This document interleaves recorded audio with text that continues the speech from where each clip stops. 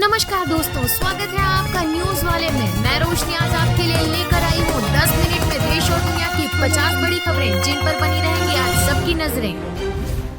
Repo rate में लगातार 7वीं बार बदलाव नहीं, लोन महंगे नहीं होंगे, आपकी EMI भी नहीं बढ़ेगी। RBI ने 6.5% पर रेपो रेट बरकरार रखी। RBI ने आखिरी बार फरवरी 2023 में दरें 0.25% बढ़ाकर 6.5% की थी। एशिया की सबसे बड़ी फ्लोटिंग सोलर पावर प्लांट परियोजना लाइन का ट्रायल सफल, हफ्ते भर में मिलने लगेगी बिजली। यहां स्थित 100 मेगावाट क्षमता का पहला पानी पर तैरता ट्रांसफार्मर चार्ज होने के बाद ठीक से काम भी करने लगा है। अगले 2 से 3 दिनों में यहां से करीब 50 मेगावाट बिजली का उत्पादन भी शुरू हो जाएगा। केरल सीएम पिनाराई विजयन की अपील, टीवी पर द केरल स्टोरी ना दिखाएं। बोले दूरदर्शन को बीजेपी RSS की प्रचार मशीन बनने से बचना चाहिए। उन्होंने ब्रॉडकास्टर से फिल्म की स्क्रीनिंग रोकने के लिए कहा। उन्होंने कहा ये लोकसभा चुनावों से पहले केवल सांप्रदायिक तनाव को बढ़ाएगा। ये फिल्म 5 मई 2023 को रिलीज हुई थी। उस समय भी राज्य की लेफ्ट पार्टी ने इसका विरोध किया था।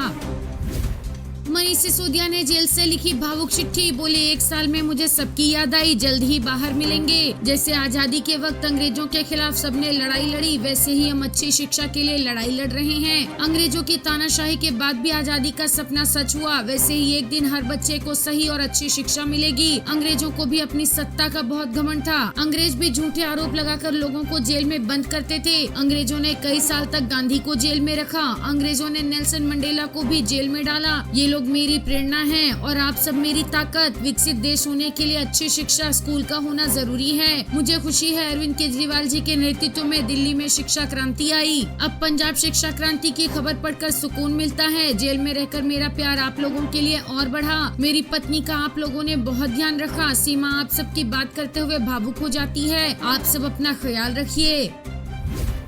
ब्रिटिश अखबार ने लिखा, पाकिस्तान में टारगेट किलिंग करा रहा भारत। भारत सरकार ने विदेशी धरती पर रहने वाले आतंकवादियों को खत्म करने की रणनीति के तहत पाकिस्तान में कई लोगों की हत्या की। जयशंकर बोले ये हमारे खिलाफ प्रोपेगेंडा, ऐसा हमारी पॉलिसी में नहीं। टारगेट किलिंग करना भारत की विदेश नीति नहीं है। ये आरोप झूठे हैं और भारत के खिलाफ प्रोपेगेंडा चलाया जा रहा है। उपराज्यपाल और दिल्ली सरकार के बीच टकराव गहराता जा रहा। राजनिवास ने केंद्रीय गृह मंत्रालय को शिकायत की है कि दिल्ली सरकार लगातार उपराज्यपाल पद को बदनाम कर रही है। बेवजह झूठ बोला जा रहा है, जिससे कोर्ट में नए मामले बढ़ रहे हैं। दरअसल मुख्यमंत्री की गिरफ्तारी के बाद आम आदमी पार्टी नेताओं ने राष्ट्रपति शासन लगाने की आशंका जताई थी। ऐसे में ये पत्र राजनीतिक गलियारे में बेहद अहम माना जा रहा है। LG कार्यालय ने पत्र में लिखा है कि अदालत से जुड़े मामले दिल्ली के मुख्य सचिव व उपराज्यपाल के पास पेश किए जाने चाहिए, लेकिन दिल्ली सरकार ऐसा नहीं कर रही। इससे अदालतों में नए परिसरों के निर्माण में देरी हुई। केजरीवाल की भगत सिंह अंबेडकर के साथ तस्वीर, दिल्ली सीएम की फोटो भगत सिंह और BR अंबेडकर के साथ लगी थी। बीजेपी ने इसे अफसोसजनक बताया। आतिशी ने कहा, केजरीवाल आज बीजेपी की तानाशाही के खिलाफ चल रहे संघर्ष के प्रतीक हैं और उनकी तस्वीर इस बात का सबूत है।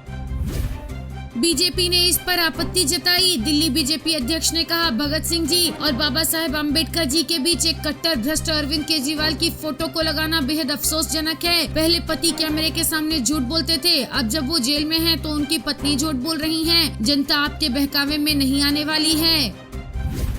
ममता बनर्जी बोली, आप एक जहरीले सांप पर भरोसा कर सकते हैं, उसे पाल भी सकते हैं, लेकिन आप भाजपा पर कभी भी भरोसा नहीं कर सकते। भाजपा देश को बर्बाद कर रही है। गृह राज्य मंत्री के खिलाफ कई केस, ये शर्मनाक हैं। उन्होंने चुनाव आयोग से भी राजनीतिक पार्टियों के लिए समान अवसर उपलब्ध कराने की बात कही। ममता ने कहा, उनकी पार्टी TMC केंद्रीय एजेंसियों की धमकियों के सामने नहीं झुकेगी। केंद्रीय जाँच एजेंसियाँ NIA, IT, BSF और CISF जैसे सेंट्रल फोर्स भाजपा के लिए काम कर रहे हैं। मैं लोगों से मतदान के बाद नतीजे आने तक EVM की सुरक्षा करने को कहूंगी।